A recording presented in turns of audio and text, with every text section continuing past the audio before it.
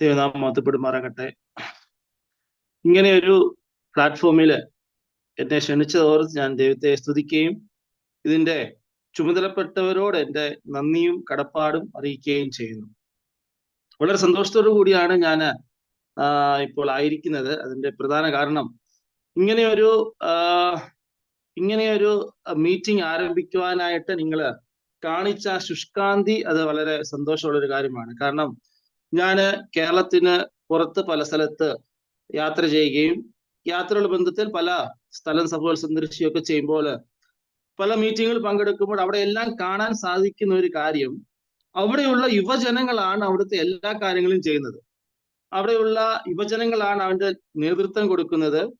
മറ്റ് പ്രായമായവരും യങ് ലീഡേഴ്സും ഒക്കെ എല്ലാ കാര്യങ്ങളും കൃത്യമായി ചെയ്യുമെങ്കിലും യുവജനങ്ങളാണ് അവന്റെ അവിടുത്തെ എല്ലാ കാര്യങ്ങളും A to Z കാര്യങ്ങൾ ചെയ്യുന്നത്. എന്നാൽ കേരളത്തിലോട്ട് വരുമ്പോൾ നമുക്ക് മനസ്സിലാക്കാൻ സാധിക്കും, യുവജനങ്ങൾ എന്നും യുവജനങ്ങളായിട്ട് തന്നെ ഇരിക്കുന്നു. പണ്ടുള്ള യുവജനങ്ങൾ ആണ്, അതായത് ഇപ്പോഴത്തെ പ്രായമുള്ള സൗരന്മാരാണ് കാര്യങ്ങളൊക്കെ നല്ല കാര്യമാണ്, അവരുടെ കുറ്റമല്ല, അത് യുവജനങ്ങളുടെ കുറ്റമാണ്. നമ്മൾ അത് ഇങ്ങനെ ഒരു ഉദ്യമത്തിലൂടെ ആ ഒരു സങ്കടം മാറി കിട്ടുവാനായിട്ട് ദൈവം സഹായിക്കട്ടെ. അതിന് ലീഡ് ചെയ്യുന്ന എല്ലാ സഹോദരന്മാരെയും ഞാൻ ആശംസ അറിയിക്കുന്നു. എൻ്റെ പേര് ഓർപ്പിച്ചതുപോലെ സാം ബാബു ജോൺ എന്നാണ്. ഞാൻ ഉച്ചക്കട ബിലീവേഴ്സ് അസംബ്ലിയില് കർത്താവിനെ ആരാധിച്ചു വരുന്നു. എൻ്റെ പിതാവിനെ നിങ്ങൾക്ക് എല്ലാവർക്കും അറിയാവുന്നതുപോലെ PY ബാബു, സുശേഷൻ PY ബാബു ആണ് എൻ്റെ പിതാവ്. എൻ്റെ മാതാവ് ലീലാമ്മ ബാബു ഈ മീറ്റിങ്ങിൽ പങ്കെടുക്കുന്നുണ്ട്. എനിക്ക് ഭാര്യയും 2 കുഞ്ഞുങ്ങളും ഉണ്ട്. ഭാര്യ ലിസ, ഞങ്ങളുടെ ഭാര്യ പിതാവ് ഒറീസയിൽ കർത്താവിന്റെ കുടുംബമായിട്ട് അവർ വേല ചെയ്യുന്നു ഒറീസയിൽ. എനിക്ക് 2 സഹോദരിമാരുണ്ട്. അവരെല്ലാവരും ദൈവകൃപയാൽ ദൈവത്തെ മഹത്വപ്പെടുത്തി ജീവിക്കുന്നു. എൻ്റെ സാക്ഷ്യത്തോട് ബന്ധത്തിൽ ഞാൻ ഓർപ്പിക്കുകയാണെങ്കിൽ, ആത്മീകമായ പശ്ചാത്തലമുള്ള ഒരു ഭവനത്തിലാണ് ഞാൻ ജനിച്ചു വളർന്നത്. അതുകൊണ്ട് ആ ഒരു ശിക്ഷണത്തിലും ആ ഒരു ദൈവഭയത്തിലുമാണ് എന്നെ വളർത്തിയത്. അതോർത്ത് ഞാൻ ദൈവത്തെ സ്തുതിക്കുകയും മഹത്വപ്പെടുത്തുകയും ചെയ്യുന്നു. ഞാൻ ഇടയ്ക്കൊക്കെ ഓർക്കാറുണ്ടായിരുന്നു, പപ്പയും മമ്മിയും ഒക്കെ മീറ്റിങ്ങിൽ പോകുമ്പോൾ മറ്റാരും വന്നില്ലെങ്കിലും ഞങ്ങളെ എന്തായാലും കൊണ്ടുപോകും. അങ്ങനെ എല്ലാ മീറ്റിങ്ങിലും പങ്കെടുക്കുവാനുള്ള അവസരവും നിർബന്ധിച്ചിട്ടാണെങ്കിലും എങ്ങനെയാണെങ്കിലും എല്ലാ മീറ്റിങ്ങിലും ഞങ്ങൾ പങ്കെടുക്കുമായിരുന്നു. അങ്ങനെ ഒരു ആത്മീയ കാഴ്ചപ്പാടിൽ വളർന്നു വരുവാനായിട്ട് ഇടയായി തീർന്നു. എന്നാൽ അതിന്റെ ഒരു ദോഷം എന്ന് പറയുന്നത്, ആരംഭകാലത്ത് ഉള്ള ഒരു എരിവ്, പാരമ്പര്യ ക്രിസ്ത്യാനികൾക്കുള്ള ഒരു ദോഷം എന്ന് പറയുന്നത്, ഇതെല്ലാം എനിക്ക് അറിയാവുന്ന കാര്യമാണല്ലോ എന്നൊരു ചിന്ത ഒരു സമയമാകുമ്പോഴത്തേക്ക് അങ്ങനെയുള്ളവരുടെ തലയിൽ കയറും. അങ്ങനെയുള്ള ഒരു കൂട്ടത്തിലായിരുന്നു ഞാനും. എന്നാൽ കാലക്രമേണ ഒന്നും അറിയാൻ വയ്യാത്തവരുടെ കൂട്ടത്തിലേക്ക് തള്ളപ്പെടും എന്നുള്ള അവസ്ഥയിൽ കൂടി കർത്താവ് എന്നെ നടത്തി. അങ്ങനെ ദൈവ കൃപയാല് ദൈവവചനത്തിൽ ആശ്രയിച്ചിരിക്കാനായിട്ട് ഇടയായി തീർന്നു. എൻ്റെ ജീവിതത്തിൽ ഏറ്റവും സന്തോഷമുള്ള ഒരു കാര്യം, എൻ്റെ +2 പഠനത്തിന് ശേഷം എൻ്റെ പിതാവിന്റെ ആഗ്രഹപ്രകാരം എന്നെ 1 വർഷത്തേക്ക് ബഥനി ബൈബിൾ സ്കൂളിൽ പഠിക്കുവാനായിട്ട് ഇടയായി തീർന്നു. അത് വളരെ എൻ്റെ ജീവിതത്തിലെ പഠനത്തോട് ബന്ധത്തിലാണെങ്കിലും ജോലി ബന്ധത്തിലാണെങ്കിലും ആ 1 വർഷമാണ് എനിക്ക് ഏറ്റവും പ്രയോജനകരമായി തീർന്നത്. ആ സമയത്ത് എൻ്റെ പിതാവിനെ പലരും പറഞ്ഞു, എന്തിനാണ് അങ്ങനെ 1 വർഷം വേസ്റ്റ് ആക്കി കളയുന്നത്, ഇപ്പോൾ പഠിക്കേണ്ട സമയമല്ലയോ, ഈ സമയത്ത് പഠിച്ച് കരിയർ ഡെവലപ്പ് ചെയ്ത് മുമ്പോട്ട് പോകാമല്ലോ എന്നൊക്കെ പറഞ്ഞ് പിന്തിരിപ്പിക്കാനായിട്ട് പലരും ശ്രമിച്ചു. എന്നാൽ എൻ്റെ പപ്പയുടെ വലിയൊരു ആഗ്രഹമായിരുന്നു, അതെന്തായാലും 1 വർഷം പഠിക്കണം. അങ്ങനെ പഠിച്ചത് കൊണ്ട് വളരെ പിന്നീടുള്ള എൻ്റെ ആത്മീയ ജീവിതത്തിന് പ്രയോജനകരമായി തീർന്നു. അത് അനുഗ്രഹത്തിന് കാരണമായി തീർന്നു. ഉള്ളവരോടും എനിക്ക് ഒരു ഒരു ഒരു ഒരു ഒരു നല്ല ചിന്ത എന്ന് പറയാനുള്ളത്, നിങ്ങളുടെ സഭയിലെ സഹോദരന്മാരോ അല്ലെങ്കിൽ നിങ്ങളുടെ കുഞ്ഞുങ്ങളോ നിങ്ങളുടെ സഹോദരന്മാരോ ഒക്കെ ഒരു 10ാം ക്ലാസ് അല്ലെങ്കിൽ +2 പഠനം കഴിഞ്ഞാൽ 1 വർഷം ദൈവവചനം പഠിപ്പിച്ചാൽ അത് മുന്നോട്ടുള്ള ജീവിതത്തിൽ അത് വളരെ അനുഗ്രഹമായി തീരും. അത് ഒരിക്കലും അത് അത് അത് അത് വേസ്റ്റ് ആയി പോവുകയില്ല. അതിനുശേഷം ജോലി ചെയ്യാം, തുടർന്ന് പഠിക്കാം, എന്ത് വേണമെങ്കിലും ചെയ്യാം. ഇത് സഹോദരിമാരാണെങ്കിലും സഹോദരന്മാരാണെങ്കിലും അത് നല്ലൊരു മാതൃകയാണ്. ഇങ്ങനെ മുമ്പോട്ട് പോവുകയാണെങ്കിൽ പിന്നീട് മുമ്പോട്ടുള്ള ജീവിതത്തിൽ അത് പ്രയോജനത്തിന് കാരണമായി തീരും. എൻ്റെ ജോലിയുള്ള ബന്ധത്തിലും എല്ലാ നിലയിലും കർത്താവിന്റെ ഒരു സാക്ഷിയായിട്ട് നിൽപ്പാൻ എനിക്ക് പല സ്ഥലത്തും സാധിച്ചിട്ടുണ്ട്. പ്രിയ ചന്ദ്രൻ സഹോദരൻ മധ്യപ്രദേശിനെ പറ്റി പറയുമ്പോൾ ഞാൻ ഓർക്കുകയായിരുന്നു. ഞാൻ പ്രദേശിൽ ചില നാളുകൾ ചെലവഴിക്കാൻ ഇടയായി തീർന്നു. അവിടെ പല സഭകളിലും എനിക്ക് സന്ദർശിപ്പാനായിട്ട് ഇടയായി തീർന്നു. അതുപോലെ ബന്ധത്തിൽ ഒരു വാക്കുകൂടെ ഞാൻ ചേർക്കുവാനായിട്ട് ആഗ്രഹിക്കുന്നു. അവിടെയുള്ള പല സഭകളും നമ്മുടെ ഇവിടുത്തെ പോലെ 1 കിലോമീറ്ററിൽ 5 സഭകളല്ല. അവിടെ അനേക കിലോമീറ്ററുകൾ കൂടുമ്പോഴാണ്, ഒരു 10ഓ 50ഓ 60ഓ കിലോമീറ്റർ കൂടുമ്പോഴാണ് ഒരു സഭയുള്ളത്. അതുകൊണ്ട് സഹോദരന്മാർ തമ്മിൽ കാണുവാനോ ഇങ്ങനെയുള്ള കൂട്ടായ്മ ആചരിപ്പാനോ ഒന്നും അവിടെ സാധ്യമല്ല. അതുപോലെ തന്നെ അവിടെയുള്ള 99% സുശേഷന്മാരും വളരെ ദാരിദ്ര്യം അനുഭവിക്കുന്ന സുശേഷന്മാരാണ്. വളരെ ദാരിദ്ര്യം. അവരുടെ കുഞ്ഞുങ്ങളെ പഠിപ്പിക്കുവാനോ അവരുടെ സ്വന്തം ആവശ്യങ്ങൾക്ക് പോലും പൈസ തികയാതെ വളരെ ദാരിദ്ര്യത്തിൽ അനുഭവിക്കുന്നവരാണ്. അത് പ്രധാന കാരണം അവർക്ക് തമ്മിൽ കാണുന്നില്ല, അവർക്ക് അങ്ങനെ കൂട്ടായ്മ ലഭിക്കത്തക്ക രീതിയിലുള്ള കോണ്ടാക്റ്റുകളില്ല. ചില മലയാളി സുശേഷന്മാരുണ്ട്, അവർ ത്രൂ ആണ് എന്തെങ്കിലും ഒരു സഹായമൊക്കെ അവർക്ക് ലഭിക്കുന്നത്. അപ്പൊ ഈ ഒരു അവസരത്തിൽ എനിക്കും പറയാനുള്ളത്, അങ്ങനെയുള്ള സഹോദരന്മാരെ നമുക്ക് സഹായിക്കുവാനും പ്രാർത്ഥിപ്പാനും ഒക്കെ ഈ ഒരു സുശേഷ മുഖാന്തരം ഇടയാകട്ടെ. ഇങ്ങനെ അല്പസമയം നിങ്ങളടുത്ത് ചെലവഴിപ്പാൻ ഇടയായതോർത്ത് ഞാൻ അദ്ദേഹത്തെ സ്തുതിക്കുന്നു. ഇനിയുള്ള അല്പം സമയം വചനത്തിൽ നിന്ന് ചില ചിന്തകള്, ആലോചനകൾ ഒരുമിച്ച് ചിന്തിപ്പാനായിട്ട് ആഗ്രഹിക്കുന്നു. പുറപ്പാട് പുസ്തകം 15-ാം അധ്യായം അതിന്റെ 22-ാം വാക്യം മുതൽ 27-ാമത്തെ വാക്യം വരെ വായിച്ച് ചില ആലോചനകൾ പറയുവാനായിട്ടാണ് ആഗ്രഹിക്കുന്നത്. സമയം എത്ര മണി വരെ ആയിരുന്നു ഗോഡ്സൺ? 25-30 മിനിറ്റ് വരെ പോവാം. 10 മണി വരെ.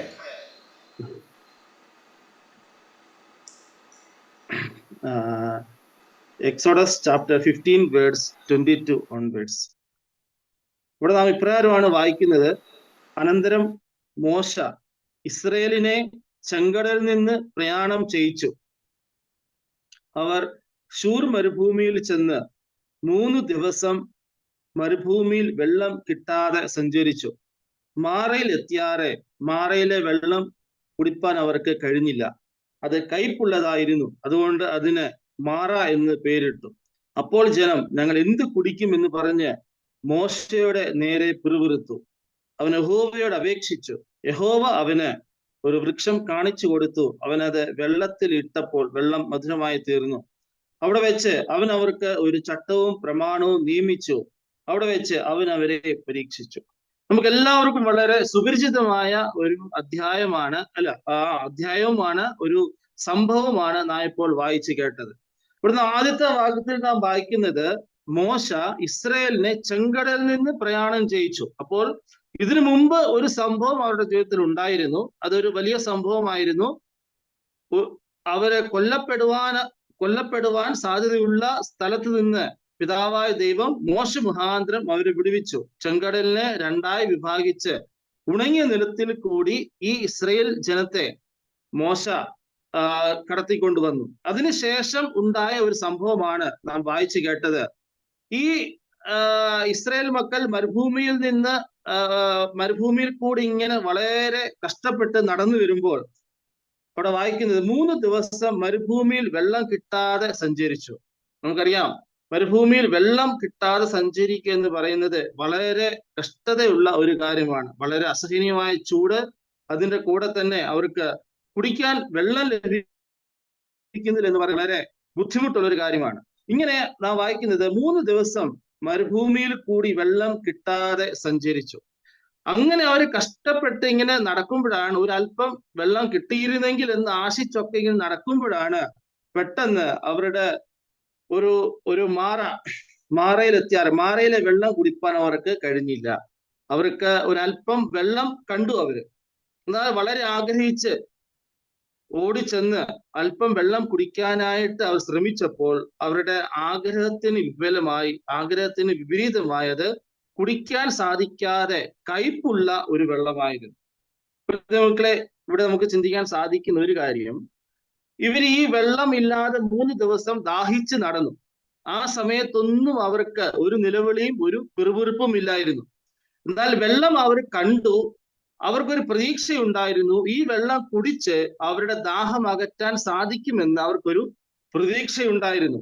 ഈ പ്രതീക്ഷയോടുകൂടി അവരെ വെള്ളം കുടിച്ചു. എന്നാൽ അവർക്കത് കുടിപ്പാൻ സാധിക്കുമായിരുന്നില്ല. ഉടനെ തന്നെ അവരുടെ മട്ടും ഭാവവും ഒക്കെ മാറി. അവര് നിലവിളിച്ചു മോശയോട് പിറുപിറുക്കുന്നവരായി തീർന്നു. നമ്മുടെ വായിക്കുന്നത് അത് ജനം ഞങ്ങൾ എന്ത് കുടിക്കുമെന്ന് പറഞ്ഞ് മോശയുടെ നേരെ പിറുപിറുത്തു. അതുവരെയും, അല്ലെങ്കിൽ ആ വെള്ളം കാണുന്നത് വരെയും അവർക്ക് യാതൊരു പിറുപിറുപ്പും ഇല്ലായിരുന്നു. ഒരുപക്ഷെ അവർ ചിന്തിച്ചിരിക്കാം, ഈ ചെങ്കടലിൽ കൂടി ഞങ്ങളെ വളരെ അത്ഭുതമായി നടത്തിയ ഈ ദൈവം ഞങ്ങളുടെ ദാഹം മാറ്റുവാനും ശക്തനാണ്, അതിന് മതിയായവനാണ്, അതിനും ഈ ദൈവം മതിയായവനാണ് എന്നുള്ള ഉറച്ച തീരുമാനത്തിൽ, ഉറച്ച വിശ്വാസത്തിൽ അവര് നടക്കുമ്പോൾ അവർക്കിടെ പ്രതീക്ഷയ്ക്ക് വിപരീതമായി അവർക്ക് ആ വെള്ളം കുടിക്കാൻ സാധിച്ചില്ല. അവര് അവിടെ പിറുപിറുക്കുന്നവരായി തീർന്നു. മക്കളെ, ദൈവം നമ്മുടെ പ്രതീക്ഷയ്ക്ക് ഒത്തവണ്ണമല്ല നമ്മളോട് പെരുമാറുന്നത്. ദൈവം എന്താഗ്രഹിക്കുന്നു അതാണ് നമ്മുടെ ജീവിതത്തിൽ വരുവാൻ ഇടയാകേണ്ടത്. നാം പലപ്പോഴും ചിന്തിക്കുന്നത്, എന്റെ ഇഷ്ടത്തിന് എല്ലാം സാധിക്കട്ടെ, എനിക്ക് ആഗ്രഹമുള്ളതെല്ലാം നടക്കട്ടെ, ദൈവത്തിന് ഒരു വ്യക്തമായ ഒരു സ്ഥാനം കൊടുക്കാതെ എന്റെ ആഗ്രഹത്തിന്, അല്ലെങ്കിൽ എന്റെ ഉദ്ദേശത്തിന്, എന്റെ പ്രതീക്ഷയ്ക്കനുസരിച്ച് ജീവിക്കാനായിട്ടാണ് നാം പലപ്പോഴും ശ്രമിക്കുന്നത്. എന്നാൽ ദൈവത്തിന്റെ ഉദ്ദേശം അതല്ല. ദൈവം എന്താഗ്രഹിക്കുന്നു അത് നമ്മുടെ ജീവിതത്തിൽ, ആ കർത്തൃത്വം പൂർണ്ണമായിട്ട് നമ്മുടെ ജീവിതത്തിൽ ഉണ്ടാകുവാനായിട്ടുള്ളതായിരിക്കണം നമ്മുടെ ജീവിതത്തിന്റെ ലക്ഷ്യം. അവർ ആ വെള്ളം കുടിക്കാൻ സാധിച്ചില്ല. പിന്നെ നാം കാണാൻ സാധിക്കുന്നത്, മോശ ഒരു വടിയെടുത്ത് ആ വെള്ളത്തിൽ ഇട്ടു, അത് കയ്പ് മാറി അവർ കുടിക്കാനിടയായി തീർന്നു. എന്നാൽ ദൈവം അവരുടെ ജീവിതത്തിൽ പ്രതീക്ഷിച്ചിരുന്നത്, അല്ലെങ്കിൽ അവർ കൊടുക്കാൻ ആഗ്രഹിച്ചിരുന്നത്, 27-ാം ഭാഗത്തിൽ നമുക്ക് കാണാൻ സാധിക്കും. അവർ അല്പം കൂടി അങ്ങോട്ട് നടന്ന് അല്പം കൂടി മുമ്പോട്ട് പോയി. പിന്നെ അവർക്ക് ലഭിച്ചത് 27-ാം ഭാഗത്തിൽ അവിടെ 12 നീരുറവും 70 ഈത്തപ്പനയും ഉണ്ടായിരുന്നു. അവർ അവിടെ വെള്ളത്തിനരികെ പാളയമിറങ്ങി. ദൈവം അവരുടെ ജീവിതത്തിൽ കൽപ്പിച്ചിരുന്നത്, ദൈവം അവർക്ക് കൊടുക്കാൻ ആഗ്രഹിച്ചിരുന്നത് ഇത്ര മഹത്തായ ഒരു സംഭവമായിരുന്നു, ഇത്ര മഹത്തായ ഒരു കാര്യമായിരുന്നു. 12 നീരുറവും 70 ഈത്തപ്പനയും ഒക്കെ ആയിരുന്നു പിതാവായ ദൈവം തന്റെ ജനത്തിന് കൊടുക്കാനായിട്ട് ഉദ്ദേശിച്ചിരുന്നത്. എന്നാൽ അവരുടെ പിറുപിറുപ്പ് കാരണം, അവരുടെ പ്രതീക്ഷയ്ക്കനുസരിച്ച് ഒന്നും ലഭിക്കാത്തത് കാരണം, അവർക്ക് ഈ ദൈവത്തിന്റെ മഹത്വം മനസ്സിലാക്കുവാനോ, ഈ ദൈവം അവർക്ക് കരുതിയിരുന്ന കാര്യം അനുഭവിച്ച് രുചിച്ചറിയുവാനോ അവർക്ക് സാധിച്ചില്ല. അവർക്ക് ആ മാറയിലെ കയ്പുള്ള വെള്ളം മധുരമാക്കി കുടിക്കേണ്ടി വന്നു. നമ്മുടെ ജീവിതത്തിലും ഏറ്റവും വലിയ അനുഗ്രഹം നഷ്ടമാവുന്നതിന് പ്രധാന കാരണം, എന്റെ ഇഷ്ടത്തിനനുസരിച്ച് എനിക്ക് ജീവിക്കാൻ സാധിക്കാത്തത് കൊണ്ട് ഞാൻ ദൈവത്തോട് പിറുപിറുക്കുകയും എന്റെ ഇഷ്ടമനുസരിച്ച് മുമ്പോട്ട് പോവുകയും ചെയ്യുന്നത് കൊണ്ടാണ്. മറ്റുള്ളവർ എന്ത് ചെയ്യുന്നു അതുപോലെ എനിക്കാവണം, മറ്റുള്ളവർക്ക് ലഭിച്ച എല്ലാ സമ്പത്തും എനിക്ക് ലഭിക്കണം, അവർക്ക് ലഭിച്ച അതേ നന്മ എനിക്ക് ലഭിക്കണം എന്നുള്ള ആ ദൈവഹിതമല്ലാത്ത ഇഷ്ടം കാരണം, അല്ലെങ്കിൽ അങ്ങനത്തെ ആഗ്രഹം കാരണം നമ്മുടെ ജീവിതത്തിൽ പലപ്പോഴും ഏറ്റവും നല്ല നന്മകൾ അനുഭവിക്കാൻ സാധിക്കാതെ പോകുന്നു. നമുക്ക് ദൈവം ഒരു വലിയ അനുഗ്രഹം ഒരുക്കി വെച്ചിരിക്കുമ്പോൾ അത് വേണ്ട എന്ന് പറഞ്ഞിട്ട് താൽക്കാലിക ആശ്വാസത്തിന്, താൽക്കാലിക സുഖത്തിന്, താൽക്കാലിക നന്മയ്ക്ക് വേണ്ടിയിട്ട് ആ വലിയ നന്മ നാം പലപ്പോഴും അവിടെ നഷ്ടപ്പെടുത്തി കളയുന്നവരെ തീർന്നിട്ടുണ്ട്. പ്രതിമക്കളെ, അങ്ങനെ ആവാൻ നാം ഒരിക്കലും ഇടവരരുത്. ഇന്ന് യുവാക്കളുടെ ഇടയിൽ നടക്കുന്ന ഏറ്റവും വലിയ പ്രശ്നത്തിൽ ഒന്നാണ് ഈ പ്രതീക്ഷ നഷ്ടപ്പെട്ടുകൊണ്ട് അവർ ജീവിക്കുന്നത്. അവർക്കൊരു പ്രതീക്ഷയുണ്ട്, അത് ദൈവഹിതമല്ലാത്ത പ്രതീക്ഷയാണ്. ദൈവഹിതമുള്ള അല്ലെങ്കിൽ ദൈവത്തിൽ ആശ്രയിച്ചുള്ള പ്രതീക്ഷയല്ല, ദൈവഹിതമല്ലാത്ത പ്രതീക്ഷ. നമുക്കറിയാം, ഇന്ന് പല ആത്മഹത്യകൾക്കും കാരണം അവർ പ്രതീക്ഷിക്കുന്നത് നടക്കാത്തത് കൊണ്ടാണ്. ഇന്ന് പല വിവാഹ മോചനത്തിന് അവർ പ്രതീക്ഷിച്ചിരുന്നത്, അല്ലെങ്കിൽ അവർക്ക് ആഗ്രഹിച്ചിരുന്നത് അവർക്ക് ലഭിക്കാത്തത് കൊണ്ടാണ്. ഇന്ന് പല സഭകളിലും പ്രശ്നങ്ങൾ ഉണ്ടാവുന്നത് ആഗ്രഹിച്ചിരുന്നത്, അല്ലെങ്കിൽ ഞാൻ ആഗ്രഹിച്ചത് എനിക്ക് ലഭിക്കാത്തത് കൊണ്ടാണ്. പ്രതിമക്കളെ, ദൈവമാണ് നമുക്ക് പല അനുഗ്രഹങ്ങളും തന്നിരിക്കുന്നത്. നാം അത് അതിനെ സ്വായത്തമാക്കാതെ നമ്മുടെ പ്രതീക്ഷയ്ക്ക് അല്ലെങ്കിൽ നമ്മുടെ ആഗ്രഹത്തിന് പുറകെ പോവുകയാണെങ്കിൽ തീർച്ചയായിട്ടും അവിടെ നന്മ ഉണ്ടാകുവാനായിട്ട് ഇടവരികയില്ല, ദൈവഹിതം നടക്കുവാനായിട്ട് ഇടവരികയില്ല. നമ്മുടെ കർത്താവും തന്റെ കഷ്ടത മുന്നിൽ കണ്ടുകൊണ്ട് കർത്താവ് പ്രാർത്ഥിച്ച്, കർത്താവെ അങ്ങയുടെ ഹിതമാണെങ്കിൽ മാത്രം എന്നുള്ള രീതിയിലായിരുന്നു കർത്താവിന്റെ പ്രാർത്ഥന പോലും. ഇത് നമുക്ക് അങ്ങനെ നമ്മൾക്ക് ദൈവഹിതത്തിൽ മുമ്പോട്ട് നടപ്പാൻ ഇത് നമ്മളെ ഓരോരുത്തരെയും സഹായിക്കട്ടെ. ഈ പ്രതീക്ഷ എന്ന് പറയുന്ന അല്ലെങ്കിൽ ആഗ്രഹം എന്ന് പറയുന്ന ഈ കാര്യം പിശാചിന്റെ തന്ത്രങ്ങളിൽ ഒരു ഭാഗമാണ്. നമുക്ക് ആവശ്യമില്ലാത്ത ചില പ്രതീക്ഷകൾ, ആവശ്യമില്ലാത്ത ചില ആഗ്രഹങ്ങൾ, ആവശ്യമില്ലാത്ത ചില മോഹങ്ങൾ, ഇതൊക്കെയും പിശാചിന്റെ ഒരു തന്ത്രത്തിന്റെ ഭാഗമായിട്ടാണ് നമുക്ക് വരുന്നത്. മക്കളെ, നമ്മുടെ ജീവിതത്തിൽ പിശാചിന്റെ ഈ തന്ത്രത്തിൽ പെട്ടുപോകാതെ ദൈവം നമുക്ക് നൽകുന്ന അനുഗ്രഹത്തിന് വേണ്ടി കാത്തിരിക്കുവാൻ, അതിനുവേണ്ടി വെയിറ്റ് ചെയ്യുവാൻ ദൈവം ഓരോരുത്തരെയും സഹായിക്കട്ടെ. അതിന്റെ പിന്നീട് നാം കാണുന്നത് അവര് മോശയോട് പിറുപിറുക്കുന്നു. ഇവര് പ്രതീക്ഷിച്ചത് ലഭിക്കാത്തത് കൊണ്ട് അടുത്തത് കാണുന്ന സഹോദരന്മാർ തന്റെ കൂട്ടു സഹോദരനോട് അല്ലെങ്കിൽ മോശയോട്, അവരെ ഇത്രയും നാൾ കൊണ്ടുവന്ന ആ മോശയോട് പിറുപിറുക്കുന്നതായിട്ട് കാണാൻ സാധിക്കുന്നു. മക്കളെ, ഇതിന്റെ എല്ലാം പരിണിത ഫലങ്ങളാണ്. അല്ലെങ്കിൽ ദൈവഹിതത്തിന് നടക്കാത്തത് കൊണ്ട്, അല്ലെങ്കിൽ അല്പസമയത്തേക്ക് നാം ക്ഷമിക്കാത്തത് കൊണ്ട്, അല്പം വെയിറ്റ് ചെയ്യാത്തത് കൊണ്ടുള്ള പരിണിത ഫലങ്ങളാണ് പിറുപിറുപ്പ് ഉണ്ടാകുന്നത്. നമ്മുടെ സഭകളിലും പിറുപിറുപ്പ് ഉണ്ടാകുന്നതിന്റെ, അല്ലെങ്കിൽ നമ്മുടെ സഭകളിലും അല്ലെങ്കിൽ കുടുംബത്തിലൊക്കെ ഒരു പിറുപിറുപ്പ് അല്ലെങ്കിൽ ഒരു ബുദ്ധിമുട്ട്, ഒരു സ്വരച്ചേർച്ചയില്ലായ്മത്തിന്റെ കാരണം ദൈവഹിതത്തിന് നമ്മൾ വെയിറ്റ് ചെയ്യാത്തത് കൊണ്ടാണ്. ഒരു ദിവസങ്ങളിൽ നമ്മുടെ ഭവനങ്ങളിലും സഭകളിലും കൂട്ടായ്മകളിലൊക്കെ സന്തോഷത്തോടെ മുമ്പോട്ട് പോകുവാൻ, ദൈവത്തിന് ഇഷ്ടം അറിഞ്ഞ് മുമ്പോട്ട് പോകാൻ ഇത് നമ്മളെ ഓരോരുത്തരെയും സഹായിക്കട്ടെ. അതുകൊണ്ട് ഇതേ സംഭവം തന്നെ നമുക്ക് ഈ ഇസ്രായേൽ മക്കള് ചെങ്കടൽ കടക്കുന്നതിന് മുമ്പ് കാണാൻ സാധിക്കും. ഇവരുടെ പ്രതീക്ഷ നഷ്ടപ്പെടുന്ന ഒരു സംഭവം. പുറപ്പാട് പുസ്തകം 14-ാം അധ്യായം അതിന്റെ 10-ാം വാക്യത്തിൽ ഇപ്രകാരം നാം വായിക്കുന്നു. അവർക്കൊരു പ്രതീക്ഷ ഉണ്ടായിരുന്നു. മിസ്രൈമിന്റെ അടിമനുഖത്തിൽ നിന്ന് രക്ഷപ്പെട്ട് പാലും തേനും ഒഴുകുന്ന ഈ ദേശത്തേക്ക് നമ്മൾ എത്രയും പെട്ടെന്ന് എത്തിച്ചേരും എന്നുള്ള ഒരു പ്രതീക്ഷ അവർക്കുണ്ടായിരുന്നു. ഈ പ്രതീക്ഷയിൽ കൂടെ അവർ പോകുമ്പോഴാണ് അവർക്കൊരു പ്രശ്നം ഉണ്ടായത്. അതിന് 14-ാം അധ്യായം അതിന്റെ പുറപ്പാട് പുസ്തകം 14-ാം അധ്യായം അതിന്റെ 10-ാം വാക്യത്തിൽ, ഫറവോൻ അടുത്തു വരുമ്പോൾ ഇസ്രായേൽ മക്കൾ തല ഉയർത്തി മിസ്രൈമ്യർ പിന്നാലെ വരുന്നത് കണ്ട് ഏറ്റവും ഭയപ്പെട്ടു. ഇസ്രായേൽ മക്കൾ യഹോവയോട് നിലവിളിച്ചു. അവർക്കൊരു പ്രതീക്ഷ ഉണ്ടായിരുന്നു. അവരുടെ പ്രതീക്ഷയായിരുന്നു അവര് പാലും തേനും ഒഴുകുന്ന ഇസ്രായേൽ ദേശം എത്തിച്ചേരുമെന്ന്. എന്നാൽ അവർക്കൊരു തോന്നലുണ്ടായി, ഈ പ്രതീക്ഷ നഷ്ടപ്പെടുമോ എന്നുള്ളത്. മക്കളെ, ദൈവമാണ് നമ്മളെ വിളിച്ചതെങ്കിൽ നമ്മുടെ പ്രതീക്ഷ ഒരിക്കലും നഷ്ടപ്പെടേണ്ട ആവശ്യമില്ല. ദൈവമാണ് എന്നോട് ഇന്ന കാര്യം ചെയ്യാൻ പറഞ്ഞതെങ്കിൽ നമ്മുടെ പ്രതീക്ഷ ഒരിക്കലും പാതി വഴിയിൽ വെച്ചിട്ട് പോകേണ്ട ആവശ്യമില്ല. നമ്മുടെ ആഗ്രഹങ്ങൾ, നമ്മുടെ ഏത് വിധത്തിലുള്ള ഇഷ്ടങ്ങളാണെങ്കിലും അത് ദൈവഹിതമാണെങ്കിൽ ദൈവം ഒരിക്കലും വഴിയിൽ കളയുന്നവനല്ല, തീർച്ചയായിട്ടും. പക്ഷെ അവർക്ക് ഒരു തോന്നലുണ്ടായി, എനിക്ക് ലഭിക്കാൻ പോകുന്ന നന്മ ഇവിടെ തീരുകയാണോ എന്ന്. അവരെ വിടുവിച്ചുകൊണ്ട് വന്ന ദൈവത്തെ ഒരു അല്പസമയത്തേക്ക് അവർ മറന്നു കളഞ്ഞു. അവിടെ നാം വായിക്കുന്നത്, ഫറവോൻ അടുത്ത് വരുമ്പോൾ ഇസ്രായേൽ മക്കൾ തല ഉയർത്തി മിസ്രൈമ്യരെ നോക്കി. ഞാൻ വായിക്കുമ്പോൾ ആലോചിക്കുകയായിരുന്നു, ഈ തല ഉയർത്തി മിസ്രൈമ്യരെ നോക്കേണ്ടതിന് പകരം അവർ തല ഉയർത്തി സഹായം വരുന്ന പർവ്വതങ്ങളിലേക്ക് നോക്കിയിരുന്നെങ്കിൽ തീർച്ചയായിട്ടും അവർക്ക് സമാധാനം ലഭിക്കുമായിരുന്നു. അവർ ചെയ്തത് തല ഉയർത്തി മിസ്രൈമ്യരെ നോക്കി, എന്നിട്ട് ഭയപ്പെട്ടു. അവര് മുമ്പോട്ട് തല ഉയർത്തി പിതാവായ ദൈവത്തെ നോക്കി അവർ മുമ്പോട്ട് തന്നെ യാത്ര ചെയ്തിരുന്നെങ്കിൽ അവർക്ക് ഭയപ്പെടേണ്ട ആവശ്യമില്ലായിരുന്നു. നമുക്ക് പലപ്പോഴും സംഭവിക്കുന്ന ഈ കാര്യമാണ് ഒരു കൺഫ്യൂഷൻ. ഇത് കർത്താവ് തന്നെ ചെയ്തതാണോ? ഇത് കർത്താവ് തന്നെയാണോ?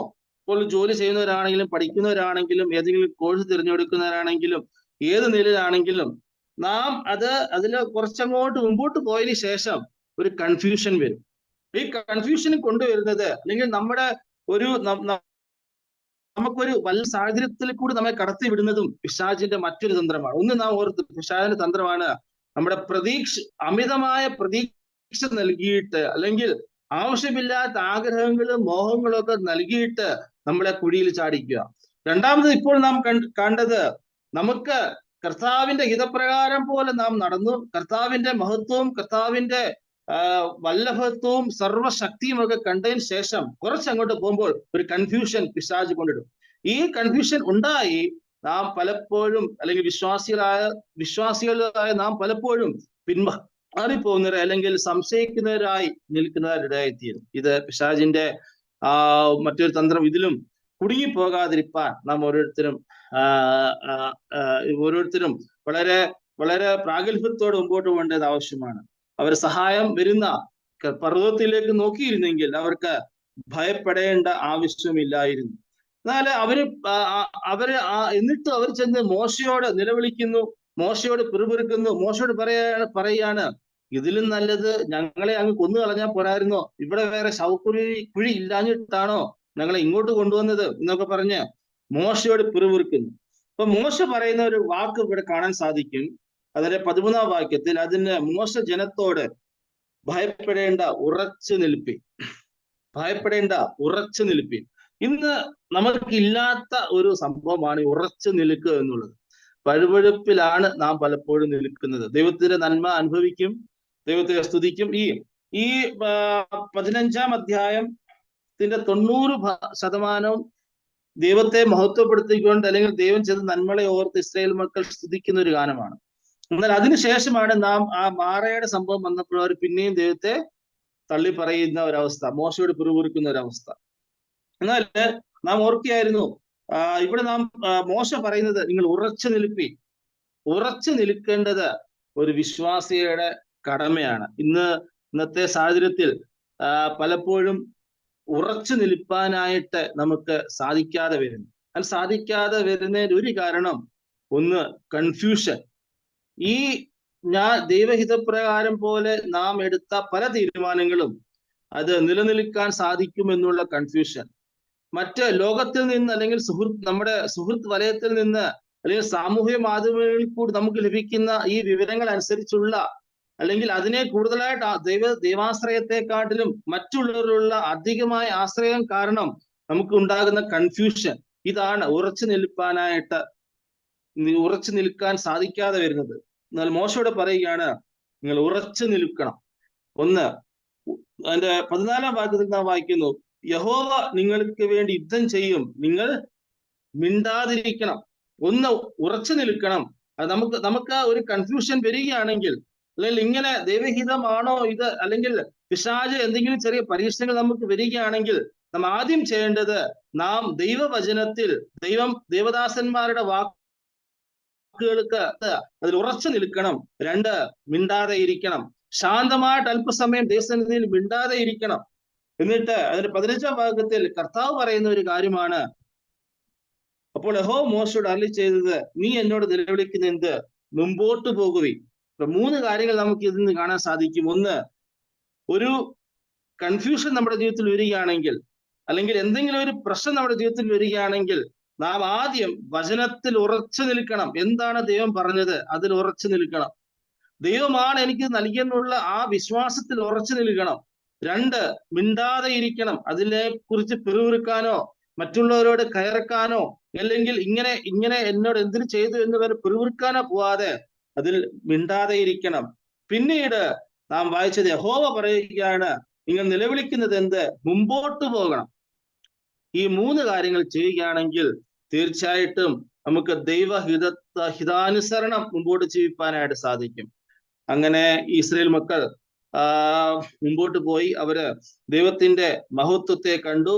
അവര് ചെങ്കടലിൽ കൂടി മറുകര എത്തിച്ചേരുവാനായിട്ട് ഇടയായി തീർന്നു. നാം വീണ്ടും 15-ാം അധ്യായം 23-ാം വാക്യത്തിലേക്ക് മടങ്ങി വരാം.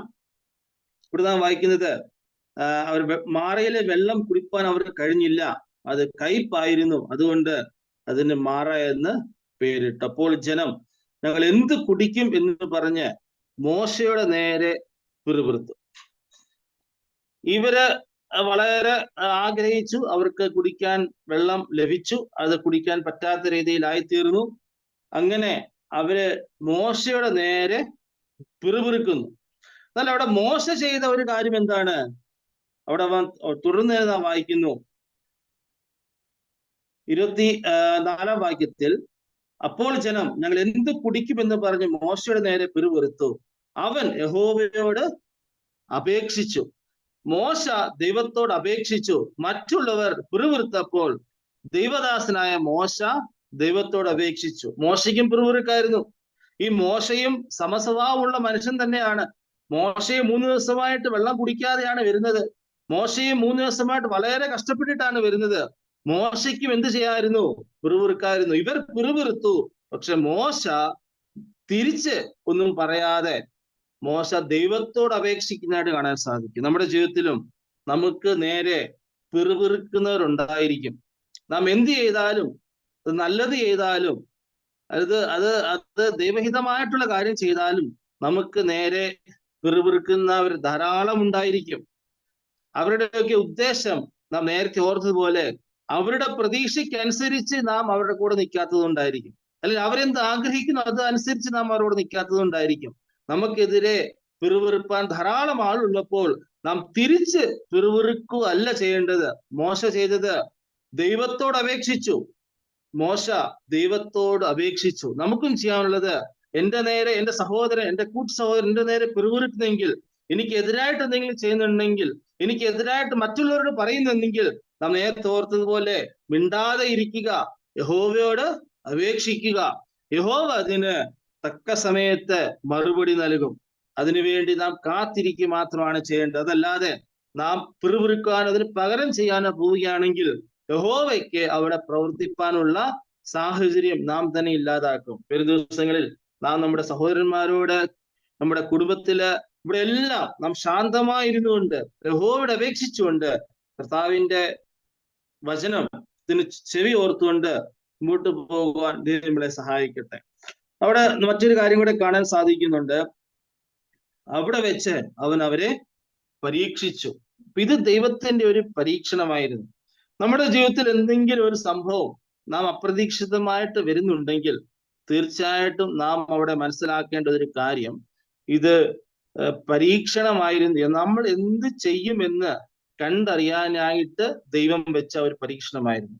എന്നാൽ അതിൽ ജയിക്കുക എന്ന് പറയുന്നത് ദൈവത്തിന്റെ കൃപയുണ്ടെങ്കിൽ മാത്രമേ നമുക്ക് ജയിക്കാൻ സാധിക്കുകയുള്ളൂ. പക്ഷെ നാം പലപ്പോഴും ഈ പരീക്ഷയിൽ പരാജയപ്പെടുന്നെങ്കിൽ പോലും ദൈവത്തിന്റെ കരുണയുള്ളത് കൊണ്ട് കർത്താവ് പിന്നെയും നമ്മളെ സ്നേഹിച്ച് നമ്മൾ മുമ്പോട്ട് കൊണ്ടുപോകും. അതാണ് ഇവിടെ കാണാൻ സാധിക്കുന്നത്. അവിടെ വെച്ച് അവരവരെ പരീക്ഷിച്ചു. 26-ാം വാക്യത്തിൽ, നിന്റെ ദൈവമായ യഹോവയുടെ വാക്കിന് ശ്രദ്ധയോടെ കേട്ട് അവന് പ്രസാദമുള്ളത് ചെയ്യുകയും അവന്റെ കൽപ്പനകളെ അനുസരിച്ച് അവന്റെ സകല വിധികളും പ്രമാണിക്കുകയും ചെയ്താൽ ഞാൻ മിസ്രയീമ്യർക്ക് വരുത്തിയ ന്യായവിധികൾ ഒന്നും നിനക്ക് വരുത്തിയില്ല. ഞാൻ നിന്നെ സൗഖ്യമാക്കുന്ന യഹോവയാകുന്നു എന്ന് അരുളി ചെയ്തു. പിന്നെ അവർ എലീമിലെത്തി. അവിടെ അവർക്ക് 12 നീരുറവും 70 ഈത്തപ്പനയും ഉണ്ടായിരുന്നു. നാം ഓർത്തത്, പിതാവായ ദൈവം അവരെ പരീക്ഷിക്കുകയായിരുന്നു. ആ പരീക്ഷയിൽ അവർ തോറ്റുപോയി. പക്ഷേ ഈ കർത്താവ് കരുണയുള്ള ദൈവമായതുകൊണ്ട് അവർക്ക് ഉള്ളത് അവർക്ക് കൊടുത്തു. അവർക്ക് കർത്താവ് എന്ത് കരുതിയിരുന്നോ അത് അവർക്ക് പിതാവ് എന്ത് കരുതി അവർക്ക് കൊടുത്തു. അവർ ആഗ്രഹിച്ചതിലും അവർ നനച്ചതിലും അത്യന്തം പരമായിട്ട് അവർക്ക് ലഭിച്ചു. അവിടെ അവർക്ക് 12 നീരുറവയും 70 ഈത്തപ്പനയും ഉണ്ടായിരുന്നു. അവർ വെള്ളത്തിന് ആഗ്രഹിച്ചു. പക്ഷെ പിതാവ് അവർക്ക് വെള്ളം മാത്രമല്ല, കഴിക്കാൻ ആഹാരത്തിനുള്ളതും കൂടി അവർക്ക് കൊടുത്തു. അവിടെ നാം വായിക്കുന്നുണ്ട്, മോശയുടെ നേരെ പിറുപിറുക്കുമ്പോൾ അവർ പറയുന്നത്, ഞങ്ങൾ എന്ത് കുടിക്കുമെന്ന് പറഞ്ഞ് പിറുപിറുത്തു. എന്നാല് ദൈവം കരുതിയത് എന്തുവാ? കുടിക്കാനുള്ളത് മാത്രമല്ല, ദൈവം കരുതിയത് കുടിക്കാനുള്ളതും കഴിക്കാനുള്ളതും ദീർഘനാൾ അവിടെ താമസിക്കാനുള്ളതുമായ കാര്യങ്ങളാണ് ദൈവം അവർക്ക് കരുതിയത്. അവര് പാളയം ഇറങ്ങിയത് തന്നെ വെള്ളത്തിനരികെത്താ. ഇനി അവർക്ക് ഇഷ്ടം പോലെ വെള്ളം, ധാരാളം വെള്ളം. അപ്പോൾ നാം ദൈവത്തിന്റെ ഹിതമനുസരിച്ച് ജീവിക്കുകയാണെങ്കിൽ, ദൈവം പറയുന്നത് പോലെ ജീവിക്കുകയാണെങ്കിൽ, നാം ചോദിച്ചതിലും നനച്ചതിലും അത്യന്തം പരം നന്മകളെ കൊണ്ട് കരുതുവാൻ കഴിവുള്ളവനാണ് നമ്മുടെ കർത്താവ് യേശുക്രിസ്തു എന്ന് നമുക്കത് രുചിച്ചറിയുവാനായിട്ട് സാധിക്കും. നാം നേരത്തെ ഓർത്തതുപോലെ 3 കാര്യം ചെയ്താൽ മതി. 1, ഉറച്ചു നിൽക്കണം. കർത്താവ് എന്ത് പറഞ്ഞു, എന്താണ് ദൈവം എന്റെ ജീവിതത്തിൽ ആഗ്രഹിക്കുന്നത്? ജോലി സംബന്ധമായിട്ടാണെങ്കിലും, അല്ലെങ്കിൽ നമ്മുടെ സുവിശേഷ സംബന്ധമായിട്ടാണെങ്കിലും, കുടുംബജീവിത സംബന്ധമായിട്ടാണെങ്കിലും, കർത്താവ് എന്താണ് എന്റെ ജീവിതത്തിൽ ആഗ്രഹിക്കുന്നത്, അത് തന്നെ എനിക്ക് വേണമെന്ന് ഉറച്ചു തീരുമാനിക്കുകയും നാം ശാന്തമായിരിക്കുകയും ചെയ്താൽ തീർച്ചയായിട്ടും മുമ്പോട്ട് പോകുവാനുള്ള കൃപ ദൈവം തരും. നാം മുമ്പോട്ട് പോകുമ്പോൾ നാം ആഗ്രഹിച്ചതിലും അധികം ദൈവം നമുക്ക് തരുവാനിടയായി തീരും. നാം ഓർത്തതുപോലെ അവര് കുടിക്കാൻ വെള്ളം മാത്രം ആഗ്രഹിച്ചു. അവര് കുടിക്കുവാനായിട്ട്, ദാഹം മാറുവാനായിട്ട് വെള്ളം മാത്രം ആഗ്രഹിച്ചു. ആ വെള്ളത്തിന്റെ കയ്പൊന്ന് മാറി കിട്ടിയിരുന്നെങ്കിൽ എന്ന് മാത്രം ആഗ്രഹിച്ചു. എന്നാൽ അവർ പിന്നീട് അവർക്ക് നന്മയുടെ ഒരു ഉറവിടം തന്നെ, നന്മയുടെ ഒരു കലവറ തന്നെ അവർക്ക് ലഭിക്കാനിടയായി തീർന്നു. മക്കളെ, ദൈവത്തിന്റെ ഹിതം അനുസരിച്ച് മുമ്പോട്ട് പോകാൻ ദൈവം സഹായിക്കട്ടെ. എന്നാൽ പലപ്പോഴും പിശാച് നമ്മളെ മറ്റ് അമിത പ്രതീക്ഷകൾ നൽകി, അമിത ആഗ്രഹങ്ങൾ നൽകി, നമ്മുടെ പ്രതീക്ഷകള് നാം ദൈവത്തിൽ ആശ്രയിച്ചെടുത്ത തീരുമാനങ്ങൾ തെറ്റായി പോയെന്ന് മറ്റുള്ളവരെ കൊണ്ട് പറയത്തക്ക രീതിയിൽ പിശാച് നമ്മുടെ ജീവിതത്തിൽ പ്രവർത്തിക്കും. തീർച്ചയായിട്ടും ഇവിടെ കേട്ടുകൊണ്ടിരിക്കുന്ന യുവാക്കളോട് പറയാനുള്ളത്, വളരെ കൺഫ്യൂഷൻ ഉള്ള ഒരു കാലഘട്ടത്തിലാണ് നാം ജീവിക്കുന്നത്. എല്ലാത്തിനും കൺഫ്യൂഷൻ ഉണ്ടാക്കുന്ന ഒരു കാലഘട്ടം. നാം എന്ത് ചെയ്താലും മറ്റുള്ളവർ പറയും ഇത് ശരിയല്ലെന്ന് പറയും. നാം സമാധാനത്തോടെ ജീവിക്കുകയാണെങ്കിൽ, നാം സമാധാനത്തോടെ ഒരു ജോലിയൊക്കെ ചെയ്ത് മാതാപിതാക്കളുടെ അടുത്ത് ജീവിക്കുകയാണെങ്കിൽ ഉടനെ മറ്റുള്ളവർ എന്തെങ്കിലുമൊക്കെ പറഞ്ഞ് നമുക്ക് അമിത പ്രതീക്ഷകൾ നൽകി നമ്മളെ കൺഫ്യൂഷൻ ആക്കി കളയും. അങ്ങനെ ഒരു കാലഘട്ടത്തിലാണ് നാം ജീവിക്കുന്നത്. എന്നാൽ ദൈവത്തിൽ ആശ്രയിച്ച് ദൈവഹിതം രുചിച്ചറിഞ്ഞ് മുമ്പോട്ട് പോവുകയാണെങ്കിൽ തീർച്ചയായിട്ടും നന്മകൾ ദൈവം തരും. ആത്മീക ഭൗതിക നന്മകൾ ലഭിച്ചുകൊണ്ട് മുമ്പോട്ട് ജീവിക്കാൻ ഓരോരുത്തരെയും സഹായിക്കട്ടെ. ഇങ്ങനെ ഒരു അവസരം എനിക്ക് തന്ന ഇതിന്റെ ലീഡേഴ്സിനോടുള്ള നന്ദി ഞാൻ അറിയിക്കുന്നു. ഈ ഒരു മീറ്റിംഗ്, ഇങ്ങനെയുള്ള മീറ്റിങ്ങുകൾ അല്ലെങ്കിൽ ഇങ്ങനെയുള്ള ഈ സംരംഭങ്ങള് തുടർന്നു പോകുവാൻ നമ്മളെ സഹായിക്കട്ടെ. നാം ഓർത്തുപോലെ ഇതിനെതിരായിട്ട് അലേഖരൊക്കെ വരും. ഇങ്ങനെയുള്ള അതിനൊക്കെ ആവശ്യമുണ്ടോ എന്നെ കുറിച്ചിട്ട് പലരും ചോദിക്കും. കാരണം ഞാൻ പല സ്ഥലങ്ങളിലൊക്കെ പോകുമ്പോൾ എനിക്ക് ഇതിന്റെയൊക്കെ ആവശ്യമുണ്ടോ, ഇതൊക്കെ ഇങ്ങനെ പോയാൽ പോരായിരുന്നോ എന്നൊക്കെ ചോദിക്കും. പക്ഷെ പിറുപിറുക്കരുത്, മിണ്ടാതിരിക്കണം. ദൈവത്തിൽ ആശ്രയിച്ച് ഉറച്ചു നിന്ന് മുമ്പോട്ട് തന്നെ പോകണം. തീർച്ചയായിട്ടും ഒരു 10, 15, 20 വർഷം കഴിഞ്ഞാല് ഇന്നുള്ളവർക്ക് ഒരുപക്ഷെ ഒന്നും ചെയ്യാൻ സാധിക്കത്തില്ല. ഇന്നുള്ള അല്ലെങ്കിൽ യങ്സ്റ്റേഴ്സ് ആയിരിക്കും. നമ്മളൊന്നും യങ്സ്റ്റേഴ്സ് അല്ല, ഞാനൊന്നും യങ്സ്റ്റേഴ്സ് അല്ല. പക്ഷെ ഇതിലുള്ള യങ്സ്റ്റേഴ്സ് ആയിരിക്കും ഒരുപക്ഷെ ഈ കർത്താവിന്റെ പേര് താമസിക്കുവാണെങ്കിൽ നമ്മുടെ സമൂഹത്തെ മുമ്പോട്ട് കൊണ്ടുപോകേണ്ടത്. അങ്ങനെ എല്ലാവിധ ആശംസകളും നേരുന്നു. ഇങ്ങനെ ഒരു സമയം തന്ന ഇതിന്റെ ലീഡേഴ്സിന്റെ നന്ദി അറിയിച്ചുകൊണ്ട് ഒരു വാക്കെന്ന് വിരമിക്കുന്നു. ദൈവം നാമത്തിൽ പെരുമാറട്ടെ.